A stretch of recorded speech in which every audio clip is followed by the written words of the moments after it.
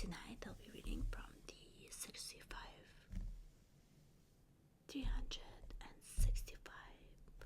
storybook collection by Disney. The journey begins by the rescuers and tree trouble from the Aristocats. We love the Aristocats, of course. So let's begin. Bernard couldn't believe this was really happening, even though he had just a janitor. He was just a janitor. That's all he was, just a janitor. He had been selected by the Rescue Aid Society to come to the aid of a little girl named Penny. She appeared to be in grave danger, and what's more, he, Bernard, had been selected over all the other mice to be partners with the very beautiful and clever Miss Bianca. Bernard was very proud to have been chosen. It was Bernard's first rescue mission, even though he was very nervous. He was excited to get started. He had gotten himself packed and ready to go in minutes. And now he had arrived to pick up Miss Bianca. But she was running late. Miss Bianca, called Bernard after a while, we really ought to be going. I think we don't want to miss our flight. All right, darling, said Miss Bianca.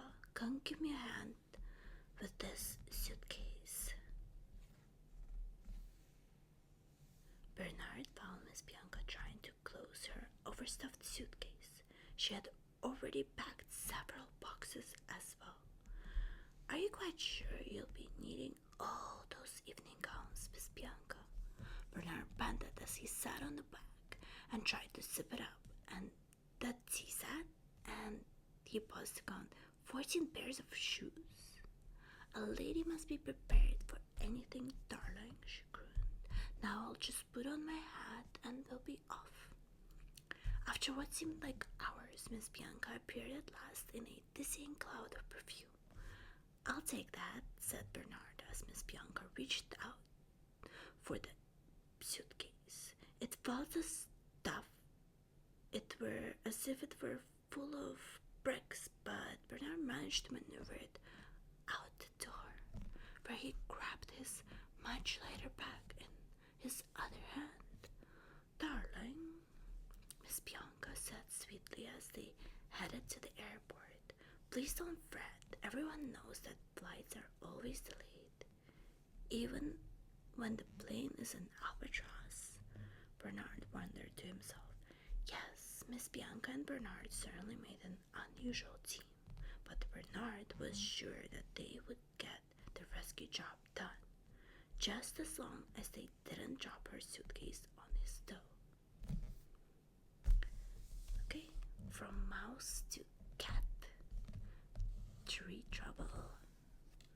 Toulouse and Berlioz scampered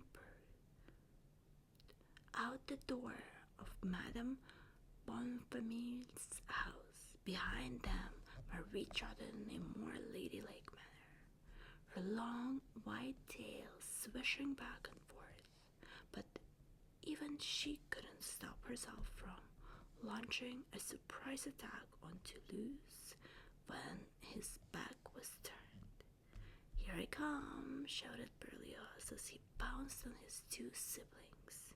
Marie escaped, but Berlioz and Toulouse began to wrestle in the leaves.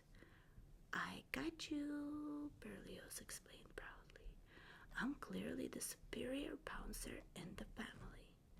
Oh yeah, said Toulouse. If you're so great, let's see you climb to the top of that oak tree. He raised his chin, gesturing to the towering tree above them. Gladly, Berlioz replied. He nimbly leaped onto a low branch and began to climb up the huge tree.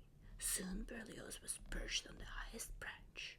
Toulouse licked his paw. All right, so you're a good climber, he called up to his brother.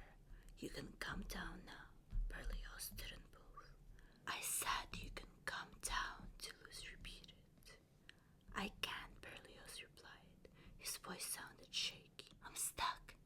began to howl.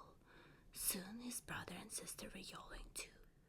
It only took a few minutes for Madame Bonfamille to open an upstairs window. She and Duchess stuck their heads out to see what all the noise was about. "My goodness," Duchess cried when she spied Berlioz. "What on earth are you doing up there?" "Don't worry, we'll be right out to help you, Ma'am Bonfamille," said reassuringly. A few minutes later, she and Duchess appeared in the yard, followed by a very grumpy-looking Edgar, carrying a long ladder. "Just climb right up and get him, won't you, Edgar?" Madame Bonfamille asked. Edgar scowled and mumbled something about foolish felines, but he leaned the ladder against the tree trunk and began to climb. Before long, Berlioz was safely on the ground once again. Berlioz snuggled against Duchess. He had learned his lesson.